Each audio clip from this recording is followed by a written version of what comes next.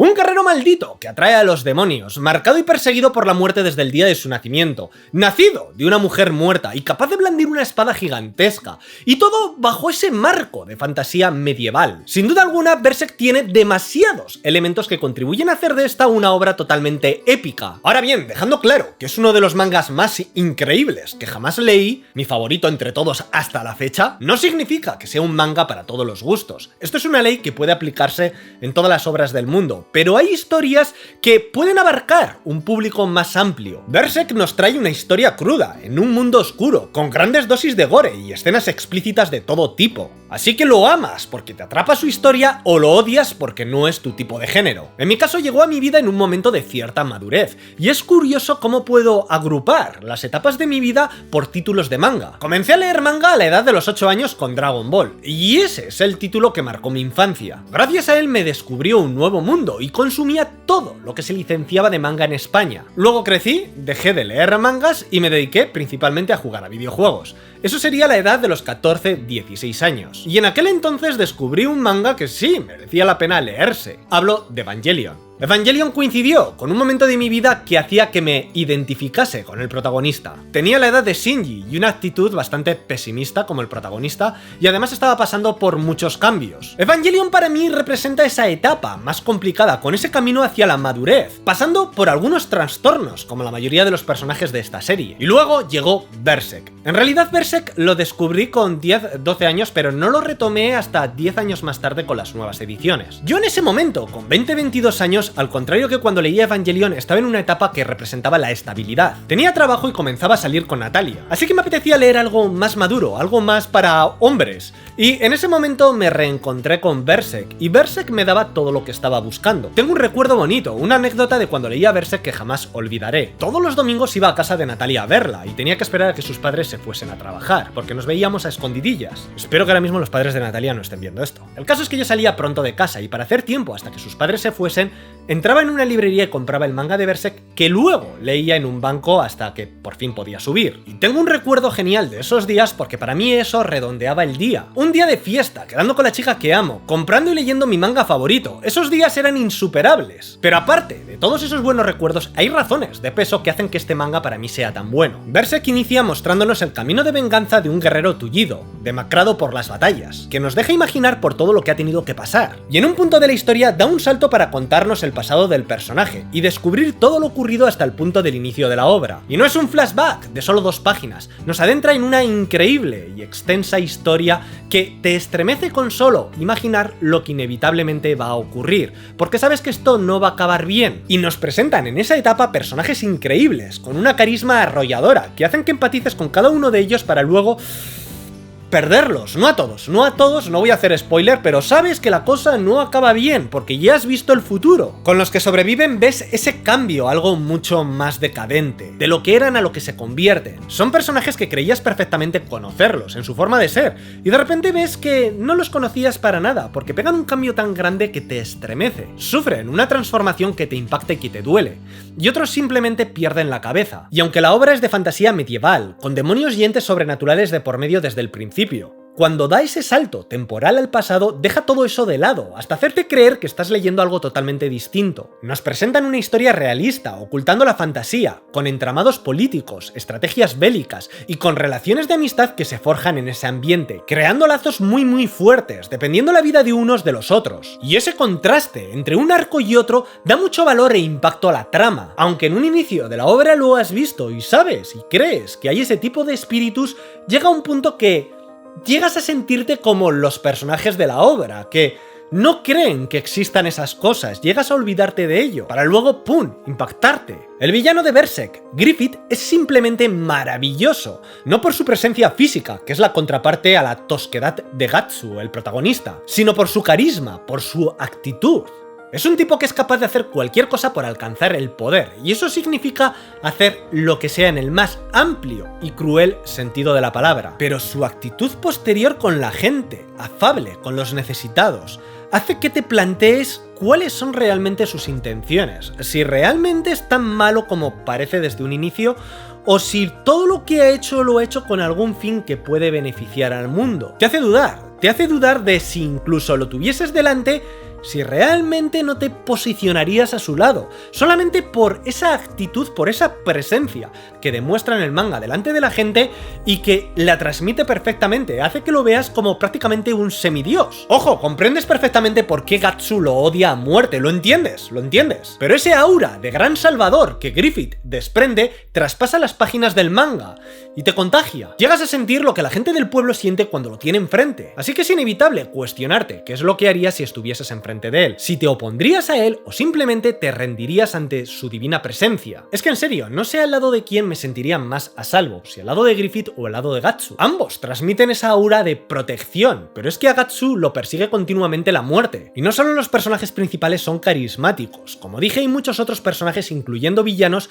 absolutamente increíbles, como es el caso de Zod o el Caballero de la Calavera. Y hablando del protagonista de la obra, de Gatsu, tiene algo en común con otro gran personaje de manga que adoro, que es Thorfinn de Vinland Saga, y es algo que me encandila de ambos personajes. No es su fuerza física, ambos personajes son increíbles luchadores, pero no es eso lo que los hace personajes geniales, es su espíritu fuerte. Parece que son personajes físicamente fuertes cuando en realidad su fuerza viene de su espíritu. Sí, Gatsu está mamado, Gatsu es un tío muy fuerte físicamente, pero no es eso solamente lo que le hace fuerte, obviamente es fuerte y se enfrenta con personajes igual de fuertes o incluso más, pero él siempre gana porque tiene precisamente esa fortaleza espiritual que hace que nunca se rinda. Si te das cuenta, tanto Thorfinn como Gatsu son personajes que tienen una vida de mierda, se han pasado la vida sufriendo y aun a pesar de tener compañeros, en muchas ocasiones se sienten solos, pero nunca se rinden, nunca renuncian a esa vida de mierda y nunca dejan de luchar. ¿Cuántos de nosotros nos hubiésemos rendido ya? Hubiéramos dejado de luchar en esta vida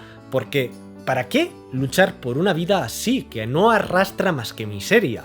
Pero ellos no. Es la vida que ellos tienen y la abrazan con todas sus fuerzas. Ese espíritu irrompible es lo que me conmueve de ellos. Fijaros en Gatsu mismamente, nació de una mujer muerta, ha visto morir a cientos de compañeros, ha sufrido lo inimaginable física y mentalmente, la propia muerte lo persigue y está marcado con un estigma que atrae continuamente a demonios que quieren comérselo. Y el tipo no deja de luchar por vivir, no deja de gritar por salir adelante. Se levanta una y otra vez gritando con fuerza: aquí estoy vivo y nadie podrá acabar con mi vida. Y eso es lo que lo hace absolutamente increíble. Es más, yo diría que este manga sirve de terapia. Cualquiera que piense que ha tenido una vida de mierda, fijaros en la vida de Gatsu, eso sí que es una vida de mierda, y ahí sigue el tío luchando. Pero no todo es sufrimiento y violencia en Berserk. Tal vez el 99,9%, pero no todo. Berserk logra romper toda esa tensión producida por la oscuridad y la violencia con el humor, protagonizado principalmente por personajes como Pac. Y también Isidro, con su relación con la brujita. Y creo que es perfecto que traten de romper esa tensión con el humor. No siempre puedes estar tensionado arriba, tienes que tener momentos de relajación. Creo que está bien que lo hagan. Por ejemplo, en Isidro noto que cae mejor el humor porque es un personaje que se presta a ello. Pero es cierto que el humor que a veces me ofrece lo noto que es algo forzado y siento que no pega siempre, pero aún así no creo que esté mal, sino simplemente es mi punto de vista subjetivo, porque después de ver series como Kimetsu no Yaiba, donde los personajes también ofrecen humor, pero de una forma muy natural porque va implícito en sus propios caracteres, creo que ahí sí que queda realmente bien y sin embargo en Berserk lo noto pues eso, más forzado, simplemente una objeción personal. Y si esta es la única pega de mierda que he podido encontrarle a este manga, os podéis imaginar lo sumamente bueno que es. El dibujo del autor, Kentaro Miura, es otra cosa que destacar inevitablemente. Es uno de los trazos más impresionantes que he visto y sufre una gran evolución a lo largo de la obra, mejorando a pasos agigantados. Ojo, no habiendo sido malo en ningún momento, simplemente que luego se vuelve la hostia. Logra representar sentimientos que requieren mucha fuerza, como la ira, la rabia, el llanto, el dolor, el sufrimiento. Todo eso es creado con la mayor intensidad posible, y es algo que ayuda a emocionar mucho más. El dibujo de Miura ha influido a muchos artistas y a muchas obras, incluyendo videojuegos, pero la obra de Berserk también está muy influenciada por otros artistas, películas o incluso hechos y personajes históricos. Por ejemplo, Berserk tiene muchas similitudes con Conan el Bárbaro, no solo la fantasía oscura, ambos personajes tienen relaciones con una hechicera o un demonio al inicio de la historia, y buscan lo mismo, una serpiente. Otras muchas películas de los 80 inspiraron también la obra de Miura, como Lady Halcón, El Señor de las Bestias o El Nombre de la Rosa. Las alas de Femto claramente referencian la capa del Batman de 1989, de Tim Burton. Kentaro Miura pertenece a la generación del Puño de la Estrella del Norte, o Hokuto no Ken, y muchos conceptos de esa obra guardan paralelismos con los de Berserk, y su dibujo claramente también está influenciado por este manga.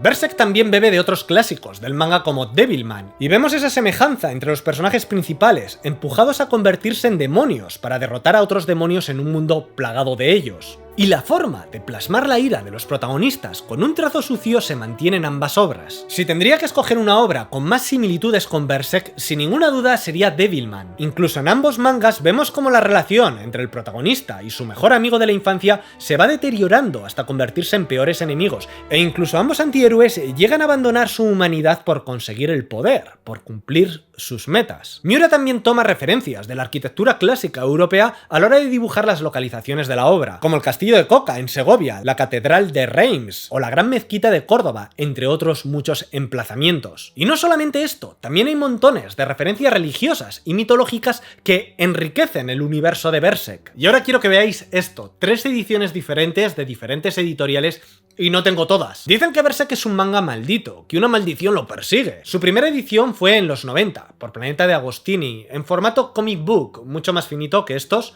y no llegó a publicarse más de lo correspondiente a 2 volúmenes. Se supone que dejaron de publicarlo debido a una pequeña crisis que afectó al sector del manga aquí en España.